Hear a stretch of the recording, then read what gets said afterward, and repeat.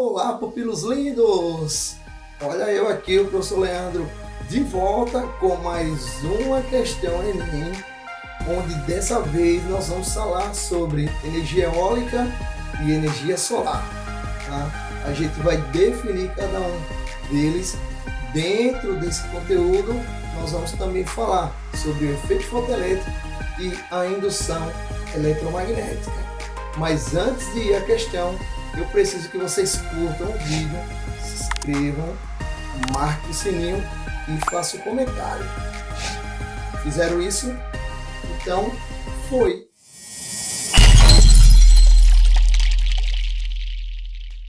Olá, pupilos! Então vamos lá, né? Vamos começar a resolver mais uma questão. Vocês já sabem o procedimento. Nós vamos primeiro ler a questão.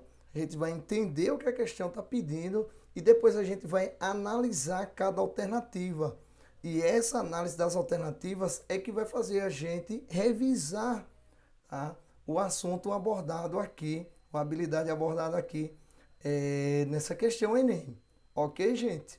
E como vocês vão poder perceber, olha só, é mais uma daquelas questões que a gente tem um enunciado enorme, onde esse enunciado, claro, passa algumas informações importantes, mas veja só, aqui fala sobre o empresário cearense desenvolve o primeiro poste de iluminação pública de 100% alimentado por energia eólica e solar.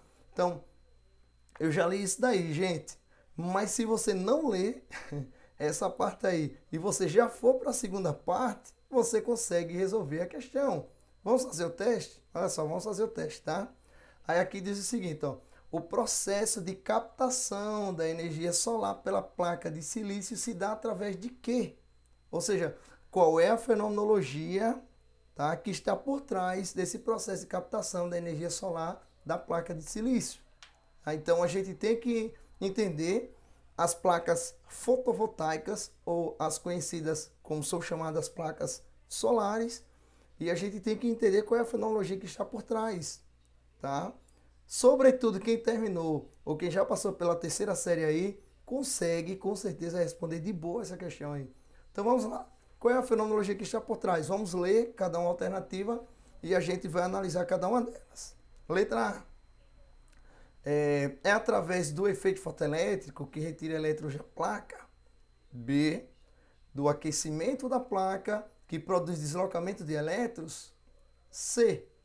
Da energia potencial gravitacional da placa que conduz os elétrons até a bateria. Letra D. Do calor produzido na placa que movimenta as pás da hélice. E letra E. Da indução eletromagnética na placa promovendo corrente elétrica. Tá? Então, eu peguei no outro slide aí, destrinchei, descrevi cada uma das alternativas por que é e por que não é resposta. Então vamos lá. Então, primeiro a gente vai para a letra A. É o efeito elétrico que está por trás disso daí? Vamos analisar. O que foi que eu coloquei aqui? Epa, a gente já chegou na resposta.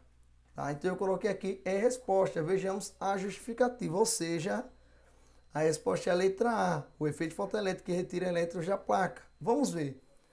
Vocês lembram o que é o efeito fotoelétrico? Vocês lembram? Não? A gente revisa aqui. Aqui é o lugar da gente revisar.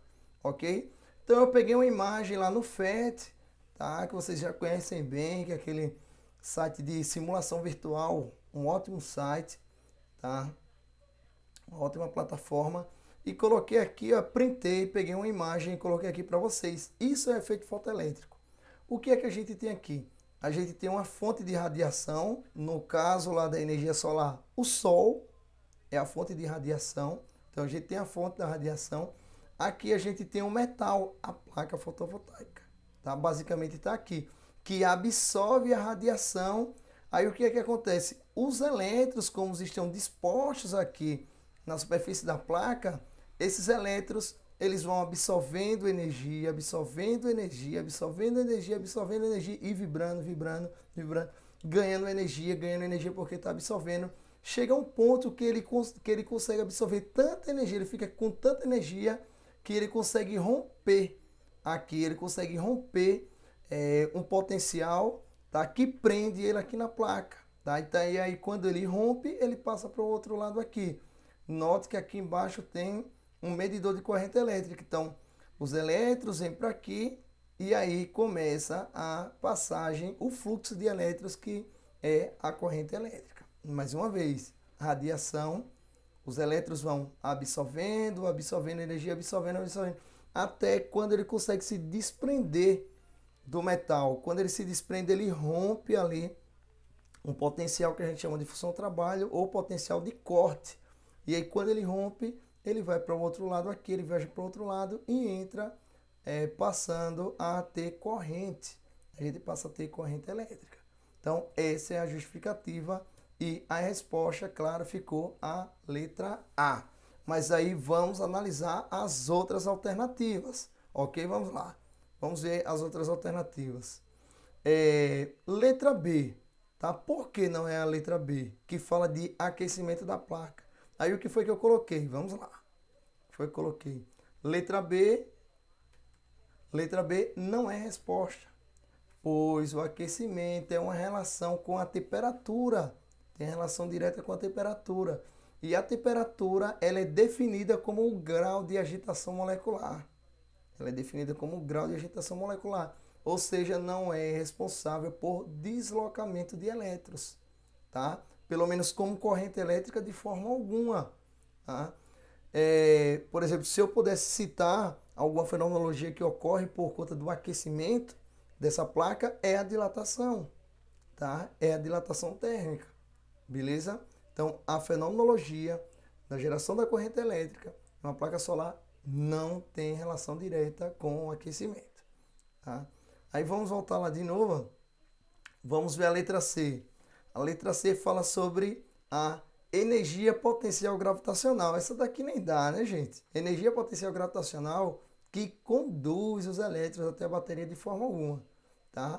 A energia potencial gravitacional está relacionada lá na energia mecânica, que é a soma entre a energia cinética e a energia potencial, nesse caso, é gravitacional, que está relacionado com a altura do corpo, né? O quanto de energia ele pode desenvolver, tá, se ele entrar em movimento. Beleza? Então está relacionado com a altura que esse objeto se encontra em relação a um determinado referencial. Vamos lá, letra D. Fala do calor produzido na placa, que movimenta as partes da hélice.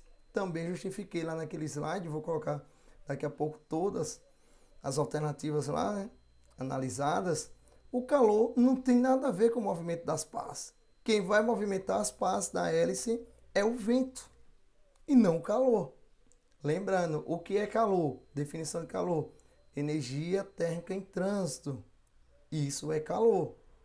Beleza? Tá?